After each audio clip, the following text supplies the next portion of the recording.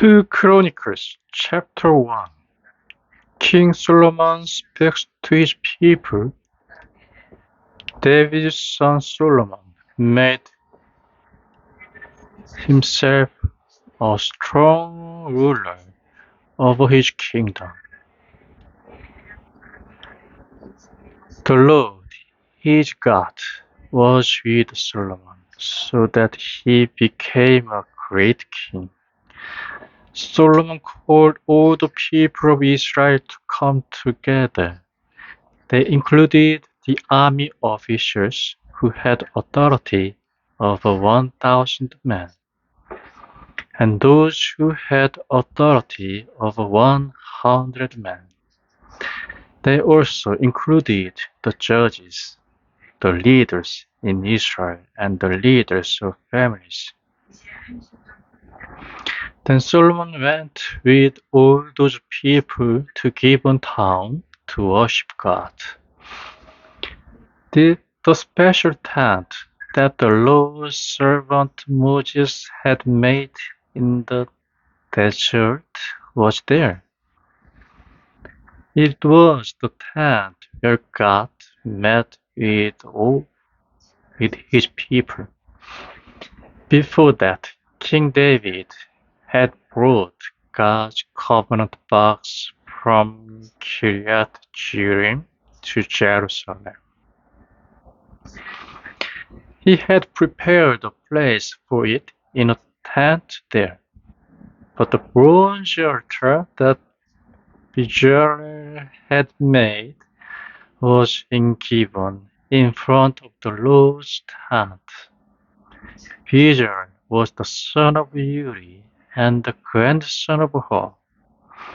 So Solomon and the people went to meet the Lord there in Gibeon.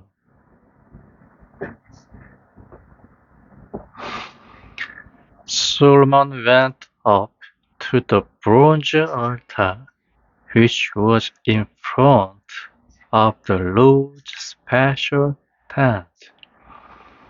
He offered 1,000 burnt offerings on the altar to the Lord. God meets with Solomon. That night, God showed himself to Solomon. God said, "Ask me to give you whatever you want." Solomon answered God, "You always showed your faithful love to my father David. Now you have chosen me to be king after him.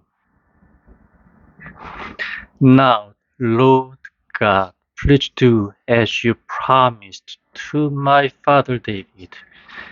You have chosen me to rule as king over a great nation with as many people as the dust on the ground. So please give me wisdom and knowledge so that I can be a good leader of these people. I'll only be able to rule this great nation of your people if you do that for me." God said to Solomon, "I'm pleased that you have not asked to have riches or many valuable things. You have not asked me to give you great honor or for me to punish your enemies with death.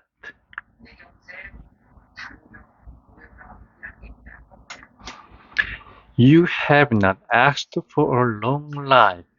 Instead, you asked me to give you wisdom and knowledge to rule over my people that I have chosen you to rule as king. Because of that, I'll give to you wisdom and knowledge, as you said, as you asked. But I will also give you riches, valuable things, and honor. You'll have more of those than any king who has lived before you, and more than any king who will live after you. Solomon left the special tent in Gibeon where God met with his people. He returned to Jerusalem. There he ruled over Israel as king. Solomon built horses and chariots. Solomon brought together many chariots and horses for his soldiers to ride. He had 1,400 chariots and 12,000 horses.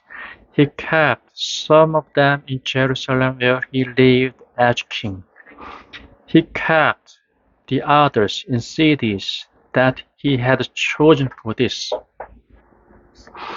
While Solomon ruled as king, there was as much silver and gold in Jerusalem as stones. There was as much wood from cedar trees as there were fig trees that grew in the low hills in the west. Solomon brought his horses from Egypt and from Kue. He sent traders to Kue to buy them for him.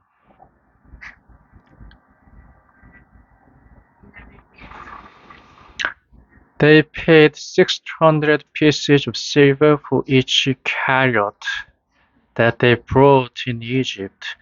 They paid 150 pieces of silver for each horse. They also sold chariots and horses to all the kings of the Hittites and to the king of Syria.